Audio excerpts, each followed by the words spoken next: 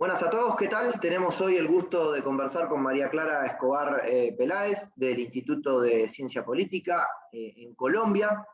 María Clara, antes que nada, muchísimas gracias como siempre por recibirnos, por atendernos. Lo primero que te quiero consultar es qué pasó hace poquitos días, el pasado domingo, en Colombia con las elecciones. Bueno, Ignacio, muchas gracias por la invitación. Creo que el análisis de lo que sucedió el pasado domingo en Colombia nos tomó, digamos, fue un evento que nos tomó a todos por sorpresa y es muy pronto aún para vaticinar exactamente lo que va a suceder, pero ya tenemos, digamos, muy buenos indicios de que Rodolfo Hernández puede ser el próximo presidente de Colombia. ¿Qué sucedió exactamente? Había en el escenario, digamos, dos jugadores al último minuto, en el último minuto y tal vez la última semana antes de las elecciones, entró a jugar un papel Rodolfo Hernández. Los tres jugadores entonces fueron Gustavo Petro, exguerrillero, miembro del M-19, exalcalde de Bogotá, una de las principales figuras del Foro de Sao Paulo y de la agenda, digamos, de la extrema izquierda latinoamericana. La otra figura fue Federico Gutiérrez, a quien, digamos, él se hace llamar Fico, quien durante varios meses de campaña siempre se creyó que iba a ser la persona que pasaría a segunda vuelta contra el candidato Gustavo Petro. La gran sorpresa es que esto no sucedió así. Gustavo Petro, entonces, en esta primera vuelta, lo que sucedió el domingo, llegó al mismo techo que tenía hace 4 años cuando se presentó a las elecciones y perdió contra el actual presidente Iván Duque. Hace 4 años obtuvo 8.500.000 votos aproximadamente y el pasado domingo, digamos que obtuvo casi la misma cantidad de votos. Entonces, no creció. Rodolfo Hernández obtuvo casi 6 millones y Federico Gutiérrez, que fue la gran sorpresa, sacó casi 1 millón de votos menos. Es decir, la votación quedó para Petro 40%, para Rodolfo Hernández 28% y 23%, casi 24% para Federico Gutiérrez. Ahora bien, si sumamos para segunda vuelta, ya pensando en lo que va a suceder para segunda vuelta, los votos de Federico, de Fico, con Rodolfo Hernández, es decir, los votos de la centro derecha más los que sacó Rodolfo Hernández, tendríamos el 51%. Eso es mucho más que el 40% de un techo que ya Petro demostró que de ahí no puede crecer más, y es por eso que a 19 días exactamente para la segunda vuelta presidencial, ya Rodolfo Hernández, digamos, se puede adivinar que va a ser el próximo presidente de Colombia. ¿Qué pasó con Federico Gutiérrez? Que como les digo, era la persona que reunía a la centro derecha en el país. Perdió porque montó su candidatura sobre el apoyo de todos los partidos políticos tradicionales. Su programa de gobierno era bueno, era viable, pero habló de una reforma tributaria y luego si quieren hablamos un poco más sobre eso porque Gustavo Petro también propone una reforma tributaria y este es un tema muy sensible en el país porque el año pasado que se dieron los grandes disturbios en Colombia, lo que nosotros llamamos el paro nacional, que de hecho fue, digamos, Gustavo Petro estuvo detrás de esa protesta social que se volvió violenta. Este tema de la reforma tributaria sigue siendo muy sensible porque fue lo que detonó estos eventos el año pasado. Entonces, él hablaba de una reforma tributaria y la verdad es que el pasado domingo los partidos no, como decimos nosotros, no le metieron la ficha, no sacaron a sus bases, no impulsaron a la gente a votar, no le metieron la pasión, no movilizaron, a su gente. Entonces, a pesar de que Federico Gutiérrez era el mejor candidato, pues corrió o desechó encima todo el desprestigio de esa maquinaria política tradicional, pero no recibió en compensación la fuerza electoral de esa misma maquinaria. Se entiende perfecto. Ahora, María Clara, perdóname que te interrumpa, déjame Dime. preguntarte, ¿quién es esta sorpresa, ¿no? Rodolfo Hernández. ¿Cuál es tu opinión acerca de este candidato? ¿Dónde lo encasillarías? Y como veo, a muchísima gente le sorprendió esto que ocurrió con Rodolfo Hernández, ¿no? Que vaya a ser él quien dispute la segunda vuelta junto a Petro. Mira, Rodolfo Hernández es una persona que supo interpretar muy bien ese sentimiento de hastío con la política tradicional y cautivó a millones de jóvenes con una campaña que se dice que es la campaña más barata, digamos, la campaña más austera de la historia de Colombia, y fue una campaña que se hizo casi que exclusivamente por las redes sociales, muchos videos en TikTok. Como te decía anteriormente, para los analistas, Rodolfo no es un candidato, una persona fácil de leer, mucho menos de ubicar en el espectro político, ya que digamos que sus programas de gobierno, yo los llamaría, son eclécticos. Tiene, digamos, y como se los voy a mostrar a continuación, tiene ideas de diferentes lugares de ese espectro. Lo que sí te puedo decir es que es un fenómeno político, es un hombre, digamos, de origen muy humilde, que se convirtió en uno de los hombres más ricos de Colombia, trabajando, digamos, en el sector de la construcción, finca raíz y financiación de vivienda. Él mismo ha dicho que cuenta con una fortuna de 100 millones de dólares. Es entonces un empresario, es una persona que se ha hecho a pulso, sin abolengo, es un hombre que habla duro, desparpajado, fue alcalde de Bucaramanga, que es una ciudad importante de Colombia.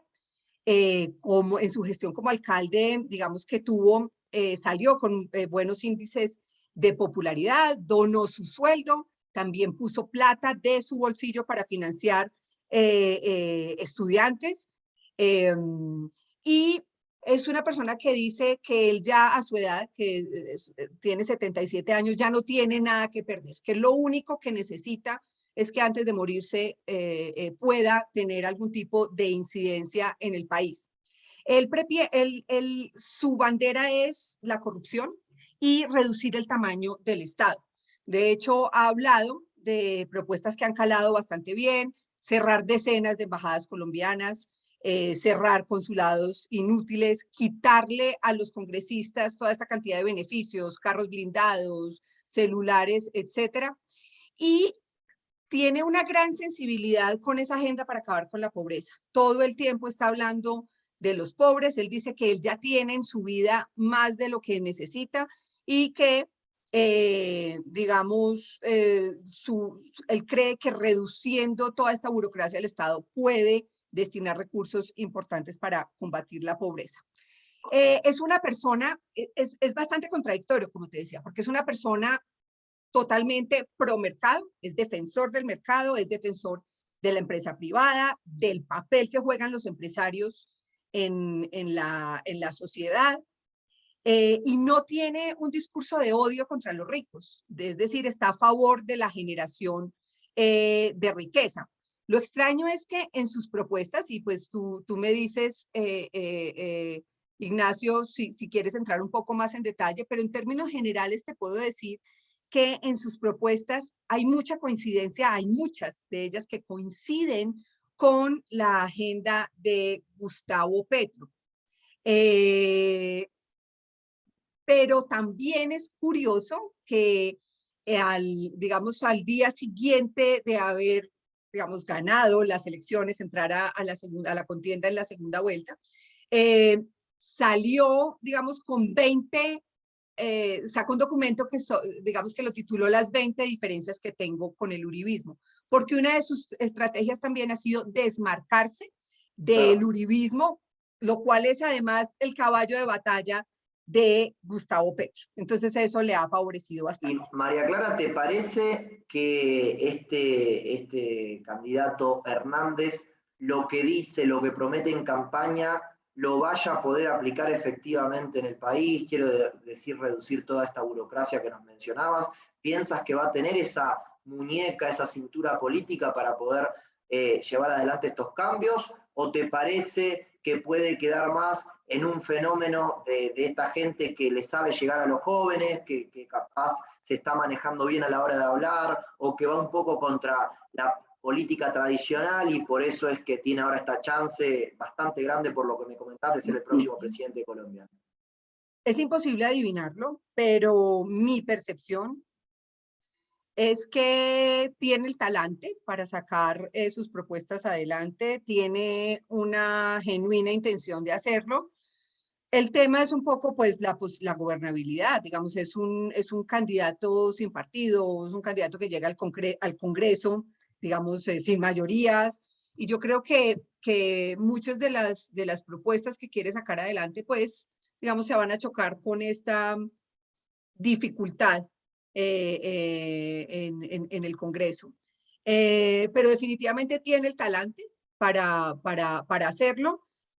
Por supuesto, muchas de sus propuestas en sí mismas podría uno decir que son populistas, pero creo que la totalidad de su agenda es bien intencionada. Déjame hacerte las últimas dos preguntas, que te las voy a tratar de hacer en una sola. Un poco ya una la había respondido al principio, pero ¿te parece entonces que Petro puede llegar a tener alguna oportunidad en esta segunda vuelta? Y de no tenerla, ¿qué te parece que podría llegar a suceder con él y con todos sus seguidores, con todos sus votantes? Puede ser que se termine desinflando, puede ser de que vuelve a llegar a este techo que marcaste que ya lo tuvo ante las elecciones pasadas contra Duque, contra quien perdió. ¿Qué te parece que puede llegar a pasar con él y con su partido, ¿no? Pues mira, solamente para decirte las pocas posibilidades que se vislumbran de que Petro sea el presidente de Colombia, en las últimas 24 horas, esta mañana salieron los resultados de una encuesta. Petro bajó del 40.3% al 39% y Rodolfo ya subió del 28 al 41%.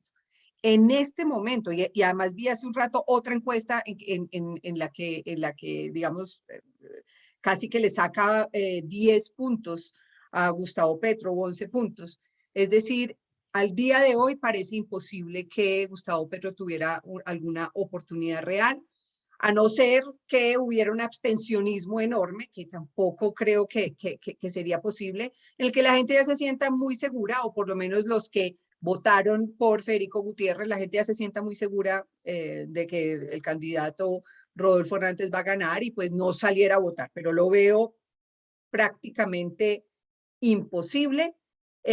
¿Cómo sería un gobierno de Gustavo Petro en caso que alcanzara a llegar al poder? Pues creo que para los liberales es bastante fácil entender cómo son las agendas, digamos, de los socialistas del siglo XXI.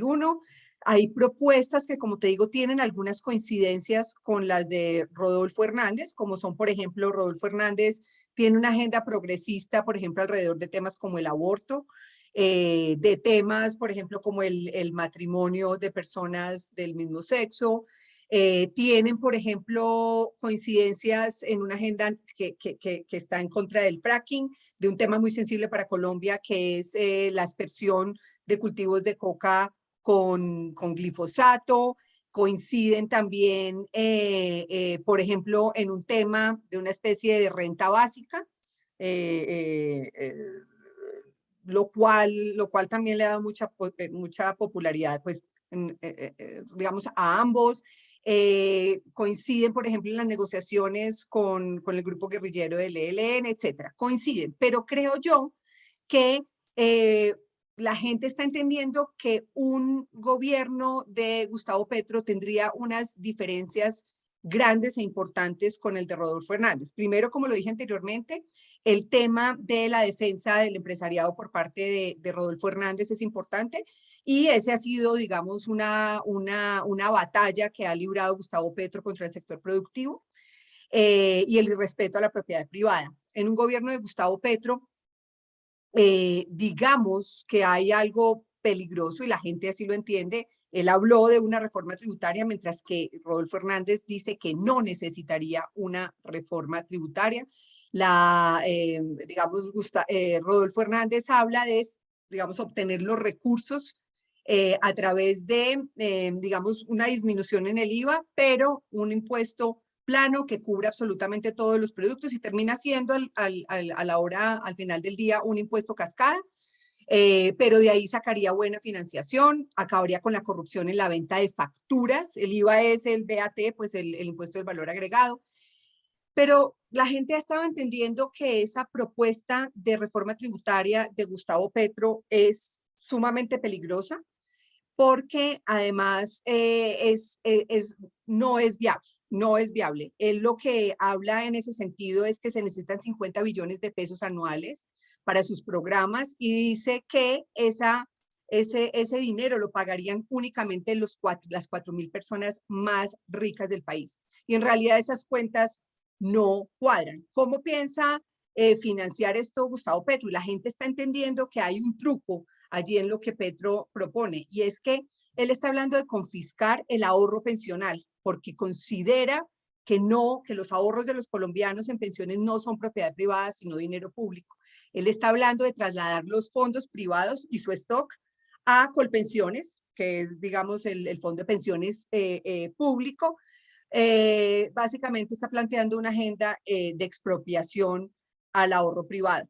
Otro tema, digamos, grave, que por fin la gente está entendiendo y está comparando con la agenda de Rodolfo Hernández, que, ojo, no estoy diciendo que es contraria a la de Gustavo Petro, hay grandes coincidencias, pero la gente se está dando cuenta que, por ejemplo, el tema de Gustavo Petro de acabar con la industria petrolera, que es además el principal ingreso del país, pues es bastante grave. Un gobierno de Gustavo Petro, por supuesto, pues va a tener otra cantidad de características y de problemas pues bastante graves, porque está hablando de un crecimiento del Estado, de un aumento de la burocracia, de un empleo jalonado desde el Estado, mientras que Rodolfo Hernández está hablando, digamos, de fortalecer la empresa privada para generar más empleo.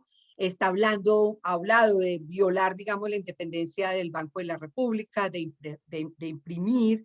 Hay riesgos grandes, habría riesgos enormes de inflación. Ambos han hablado de sustitución de importaciones, ojo, proteccionismo.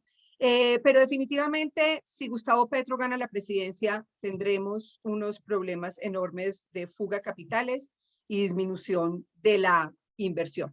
Mejor dicho, puedo hablarte mucho más de estos temas, pero yo creo que a pesar de que ambas agendas, digamos, tienen ese corte social muy fuerte de gasto público importante, la financiación de ese gasto público, sobre todo para combatir pobreza, tiene orígenes diferentes, y creo que el votante, no solamente que apoyaba a Federico Gutiérrez desde la centroderecha, sino que adivinaría yo que también de petristas de corazón con disciplina, que hay algunos que yo creo que ya están viendo esa diferencia, va a ser definitivo para el triunfo de Rodolfo Hernández. María Clara, déjame, te robo una pregunta más. ¿Se podría decir entonces que Colombia, en definitiva, ahora en esta segunda vuelta, termina eligiendo un presidente que sea Hernández o sea Petro, va a ser de corte populista, si se quiere decir? O sea, lo que quieres decir, Petro, por supuesto que es de corte populista, siempre lo ha sido, como creo yo, que lo son todos quienes proponen agendas socialistas, casi que por definición. Rodolfo Hernández es, como te digo, es difícil de clasificar.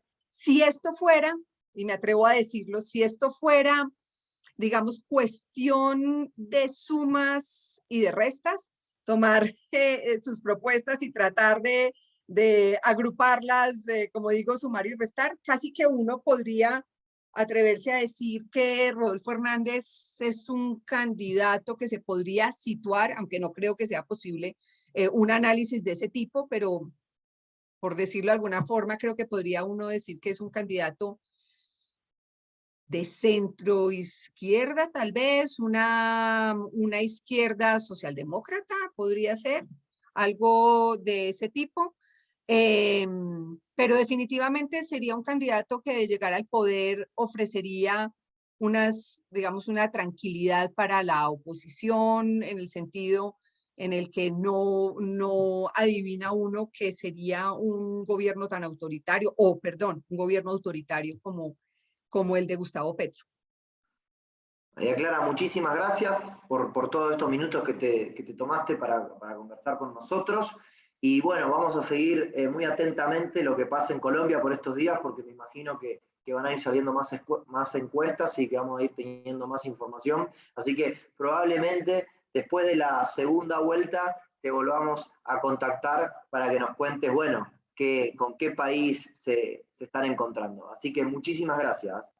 No, muchísimas gracias a ti, Ignacio. Esto todavía es un ejercicio difícil.